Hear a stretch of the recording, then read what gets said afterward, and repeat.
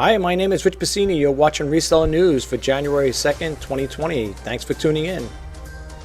Okay, let's kick off 2020 for the new year with ecommercebytes.com. And for those who are new, I do not read everything verbatim. I will give you the URLs to where I got the information from, and the rest is up to you if you'd like to pick up where I left off. The first story, and from the next remaining 4 windows, is going to be from eCommerce Bytes, and it's www.ecommercebytes.com. This story was posted Wednesday, January 1st, 2020.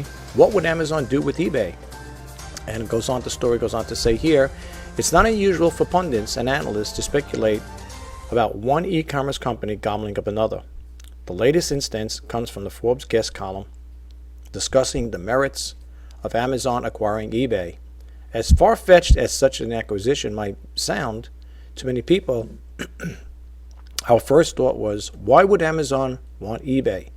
But eBay itself may have inadvertently made a case for how Amazon could optimize eBay through fulfillment. In July, eBay officials announced a fulfillment service for its sellers called Managed Delivery that would launch in 2020, with the former CEO Devin Wenig quoted as follows. A common request we hear from our high-velocity sellers is to help make delivery high-volume items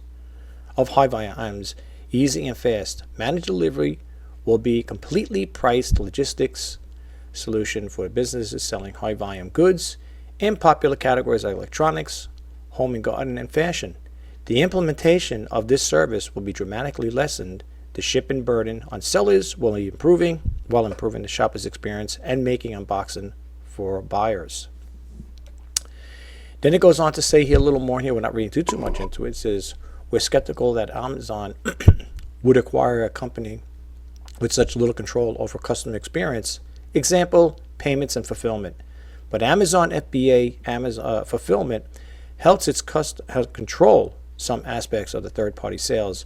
Would Amazon feel better about taking on the risk of eBay sellers posed by requiring them to send inventory to its warehouses so it would know when the customer is paid and when they receive their orders? All right. Now, I'm not going to read too much into this here. I haven't heard anything about Amazon acquiring this business, eBay. If there is speculation or news going about it, I don't know. It's the first I'm hearing about it on the e-commerce website. So this could just be speculation. It could just be talk, right? Just to throw it out there. But I want to say one thing before I bump out of this particular window here. I highly recommend that everybody who hits this channel will definitely go directly to the website, because for the simple reason is, see these here, folks, these are active hyperlinks. And in order to activate them, even on the side here, in order to activate the hyperlinks, you need to be on the actual website. Okay, you could read the stuff off the off the video. I could just pause it, whatever. But that's not going to really do anything for you. I mean, I could take it all the way down to the bottom. You could read, but the rest is all comments left by other sellers and buyers. So, well, let's read this first one here. It says, Amazon acquires competition to assimilate it or destroy it. I think they want to end eBay. Their fear is losing 40% of my sales. I've retreated from Amazon because I'm sick of the piggybacking and living under the fear of suspicion for phony complaints every day. So many reasons. Okay, now this is just one of many comments here. You could read the rest, and the rest are comments and these are buyers and sellers just throwing the information out there, just acquiring, stating their issue concerns about this topic here. So if you want to check it out, the website. I'm not going to keep repeating the same website because that's where the next 4 windows are going to be. So let's bump out of here, and we're going to go to this next one over here. This one came out Tuesday, December 31st, 2019. For those who are new, if you notice, I like to kick the dates out only for a simple reason. I don't want you to think the information here is too old, a year old, a month old, So I like to just share that information with you guys. So that's why I will keep posting the dates as to when these were published.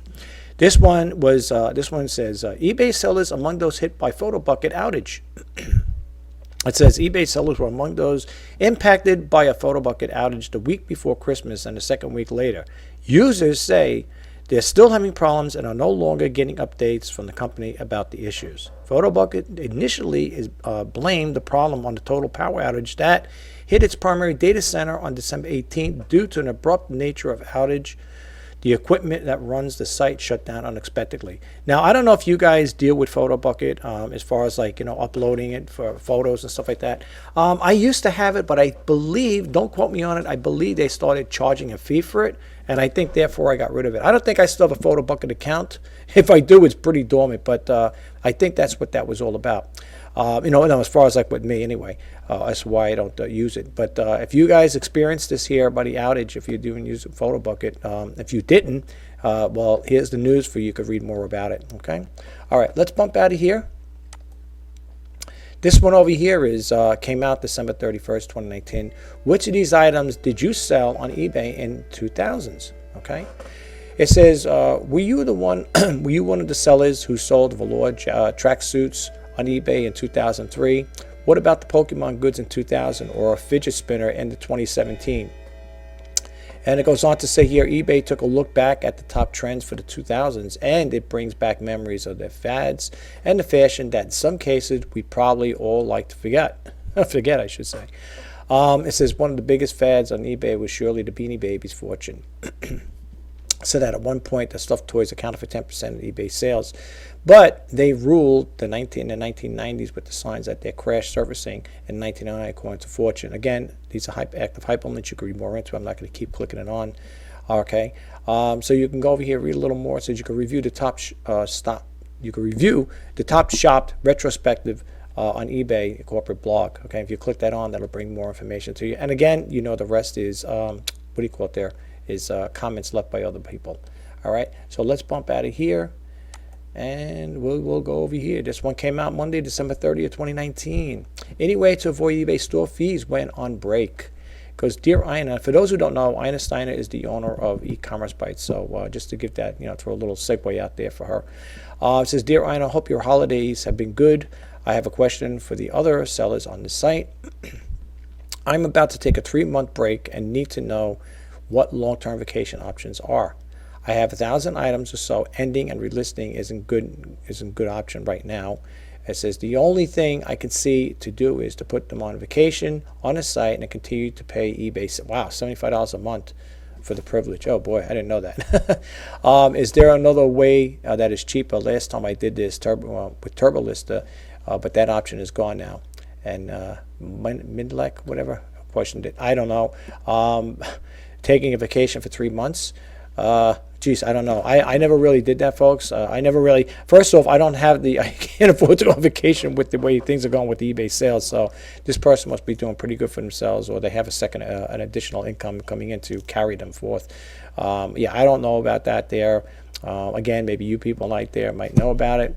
You could always go to the site, and if you want to leave a comment, you got to sign in here. There's a lot of comments left over here, but if you want to share your own, you can go down to the bottom over here, and if you want to post a comment, just log in, with your email address, and you got to log in to get AB verified. All right. Yeah, I'm not too familiar with that. Like I said again, I never use that service as far as like going on vacation. I really don't take vacations with this business. It's pretty much a year-round business for me anyway. All right, and last but not least here, this came out December 30th, 2019. Most expensive eBay sales in 2019. eBay released a list of top 20 highest priced items sold in 2019, making it into the annual list of the most interesting and expensive purchases of the year, with rare sports memorabilia, supercars, and luxury timepieces. Anyway, it goes on to say here, top overall most expensive eBay purchases in 2019 was a 20 audio power lunch with $4.5 million with Warren Buffett. And then it goes on to say a Tom Brady autographed playoff contenders championship ticket card was sold for $400,000. Michael Jordan 1997 Metal Universe precious metal gems was for $350,000. 2015 Lamborghini Aventador Roadster for $349,000, and so on and so forth. I'm not going to read them all to you. That's why I gave you the website. You can check it out for yourself. And with that, we are going to close out the reseller news for the new year.